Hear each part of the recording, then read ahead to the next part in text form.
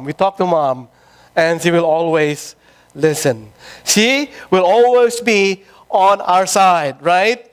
She will always be on your side. Now, there's a documentary of men going to be executed for capital crimes that they committed.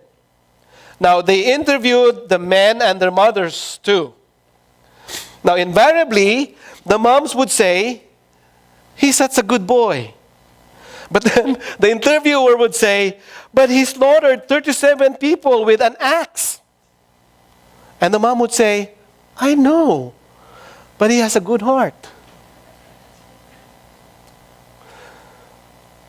Now, it's no wonder we like to talk to our moms, right? She will always be on our side. So, children, for all of us today, it's our turn, right? It's our turn to pay back the time. It's our turn to be her rock, to listen to our moms, and just be patient. Now, I hear some say, "But my mom is always complaining."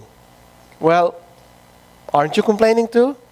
A lot of times, right? It always gets back to us. Now, in the older days, our parents have many fears. They have anxieties. And let's just think for a moment. We're going in that direction as well, right? As children, we're going to be senior citizens soon. 51. Now, the reason why I'm saying this is when we treat them with kindness, with all these things, we're hoping that when we get old, our children also will treat us the same. It will only happen if they see us loving our moms with no reservations. We can also love her gratefully. We cannot thank them enough for their sacrifices. There's no amount of words. It's like how the Lord has loved us so much. Now, let me give you an example. An elementary science class had been studying magnets. Okay? And how metal objects are attracted to magnets, to them. So, at the end of the semester, the teacher put on the exam this question. One of the questions is this: 6 letters, starts with M, picks up things. Who am I? And half of the class wrote in their answer, can you guess? Let's say it together. Mother. Right? Mother has 6 letters too. Not magnet. They didn't write magnet. They write mother. Why? Because mother follows them and picks up things. Their clothes, their socks, their shoes. So, beloved, moms need a sincere thank you. So today, we're doing that, right? And then, love her generously. There's nothing too good for her. We could never repay her, but we ought to die trying before she does. Most of the time, our moms will not spend on herself unless it's really needed. But then she would always see to it that our needs are first met before she would do and buy for her own things. And she could easily do without. And now it's our time for her to have something that she wants. Most of the time she would clear her schedule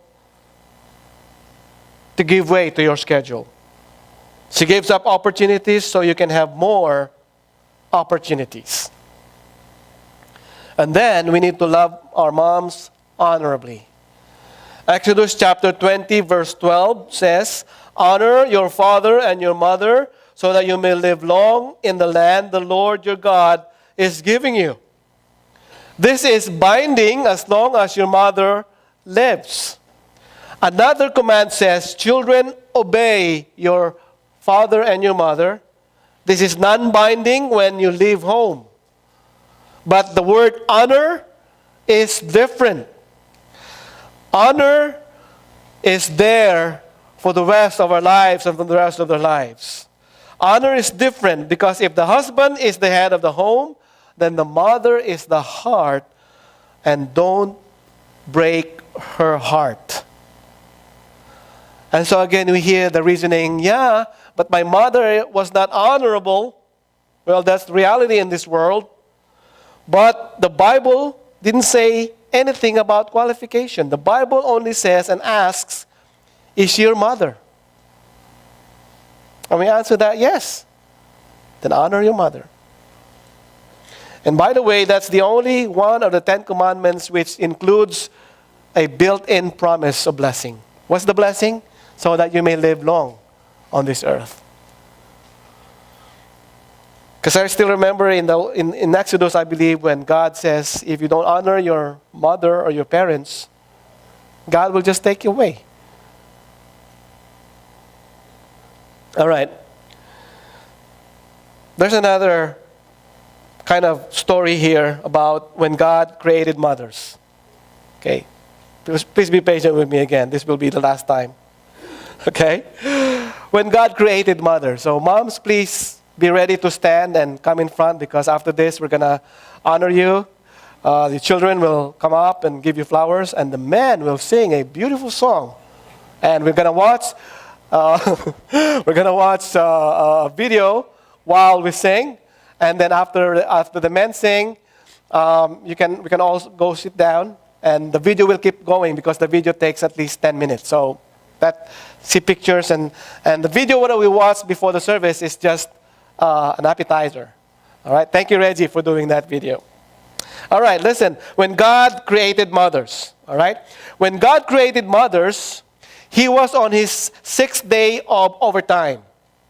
When an angel all of a sudden appeared and said, God, you're doing a lot of fiddling around this one. Then the Lord replied, have you seen the specs on this order? Okay, so here are the specs, the specifications. She has to be completely washable, but not plastic. She has 180 movable parts, all replaceable. She runs on black coffee and leftovers. She has a kiss that can cure anything from a bruised leg to a broken heart. And 6 pairs of hands. 6 pairs of hands? The angel exclaimed. It's not the hands that are causing me problems, said the Lord. It's the 3 pair of eyes that mothers have to have. 1 pair that sees through closed doors when she asks, what are you kids doing in there? When she already knows. Another in the back of her head that sees what she shouldn't, but what she needs to know. And of course, the one in front that looks at the child when he or she goofs up and say, I understand and I love you, without so much as uttering a word. And the Lord continued, I'm so close of creating something so close to myself. Already, I have one who heals herself when she is sick, can feed a family of 6 on 1 pound of hamburger, and get a 9-year-old to stand under a shower. Not only she can think, she can reason and compromise. Now finally, the angel bent over and looked closer at her face. There's a leak, the angel exclaimed. I told you that you are trying too hard to put too much on this model. That's not a leak, said the Lord. It's a tear. What is it for? The angel said. The Lord replied, the tear? It's for joy. It's for sadness. It's for disappointment. It's for pain. It's for pride.